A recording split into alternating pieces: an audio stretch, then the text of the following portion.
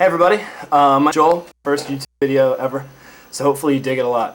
I'm here today to tell you and talk to you about the guitar part to Aerodynamic by Daft Punk. One of the coolest things about Daft Punk that I think really makes Daft Punk themselves is the secrecy with which they've approached a lot of their songwriting, like a lot of the construction of their music, a lot of the sampling of their music. And from that, and from what we've seen on YouTube, I think it's safe to assume that there's a lot of different opinions and interpretations on not only how to play it the best way, but the proper way as well, like getting the sound that they have. So something we would take into account before we get to the guitar side of things is that we're not really sure, and TUB Eric76 pointed this out in his video, whether or not we're dealing with a live or sequence synthesizer, a sample, or a down-tuned guitar that's sped up to fit the song. The pitch bend on the A major chord, that bend that I played initially through the chord progression, that's kind of a flag to me at least, and what he pointed out as well. And I heard that, and I thought the same thing as well, that we're not necessarily dealing with something that's like a normal guitar solo. It's sort of a clue to me, I guess, because it seems like something very unlikely that they could have made in like a normal take. But regardless of the bend and regardless of all this, it's still a lot of fun to mess around with and see what you can come up with. So now we're going to go on to the guitar part. Okay, a lot of people think that two-handed tapping is the best way to approach this lick. And I kind of think when you listen to the riff, you'll hear a lot of percussiveness, a lot of power, a lot of attack that I don't think reflects like a two-handed tapping sound. Which kind of, you get that smooth like legato sound from two-handed tapping.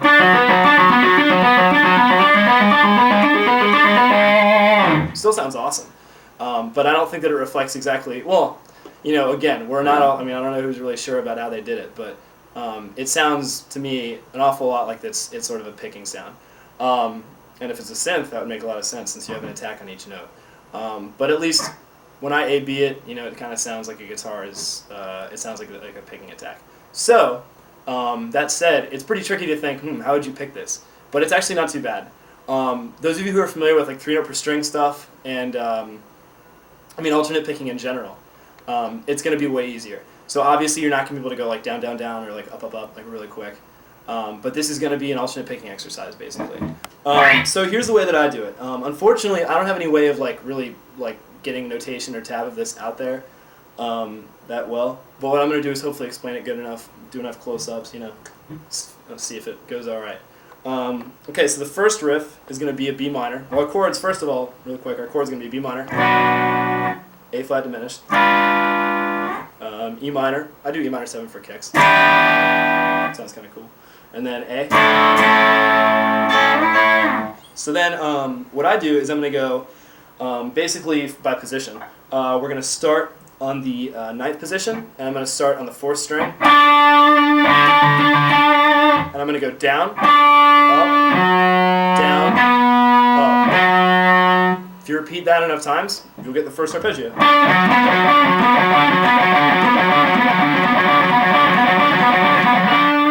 little sloppy, but it's cool. The next one is going to be your A flat diminished, and all you're going to do is move from the 9th position to the 11th position with the other two notes the same.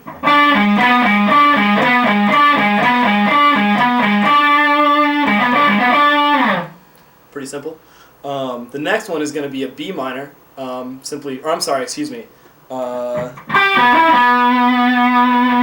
minor. I'm sorry. That's right. So yeah, the third chord is going to be an E minor. It's going to be.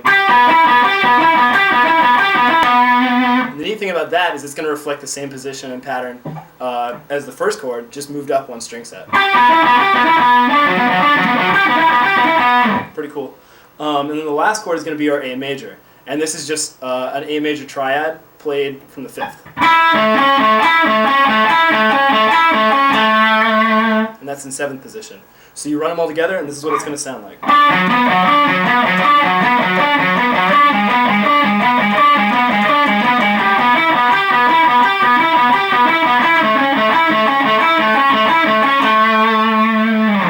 Okay, the second half of that riff is going to be basically the same exact chords, just moved up an octave. And that can be a little bit tricky, especially up here where you basically have a 5 or 6 note stretch, fret stretch. but it's not too bad because your positioning is going to start on the 11th fret. So the frets start getting a little bit smaller, a little bit friendlier for you. So again, the first chord is going to be our B minor inversion. Then to our A flat diminished.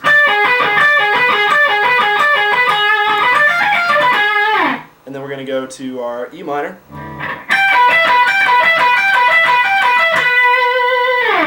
And then you guys remember, since that B string always throws us for a loop for guitar players, you're going to have to make it reflect that change. So it's not going to be as simple as this one. It's going to be like this. And then, so just remember, our positioning is going to be a little bit different for this second half. And then the very last riff is going to be...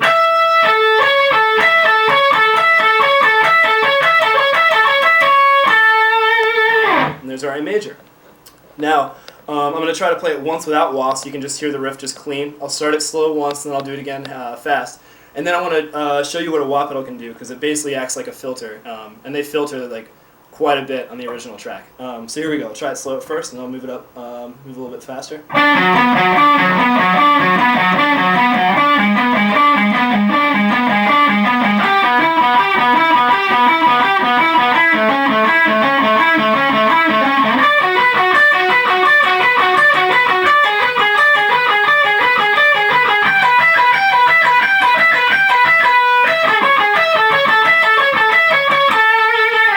A little bit quicker.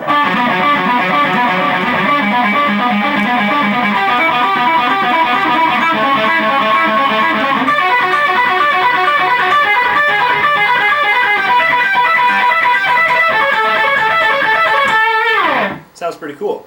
And again, that reflects everything I just said. A very, very good thing would be to do is just to practice going down on one string and then just up, down, up on another string. So you could be like, and you can even palm mute it just to kind of get like a crisper sound.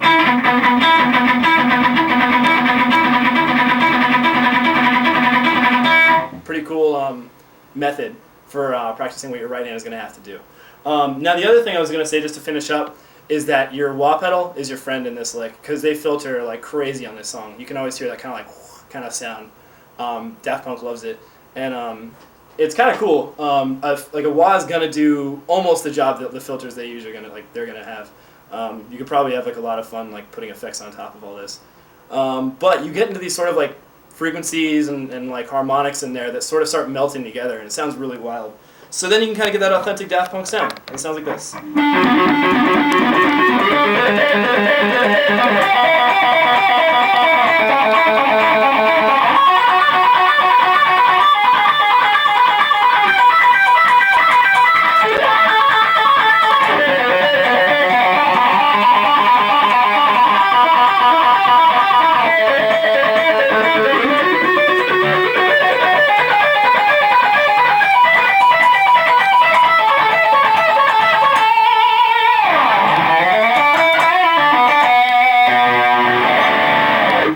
Cool.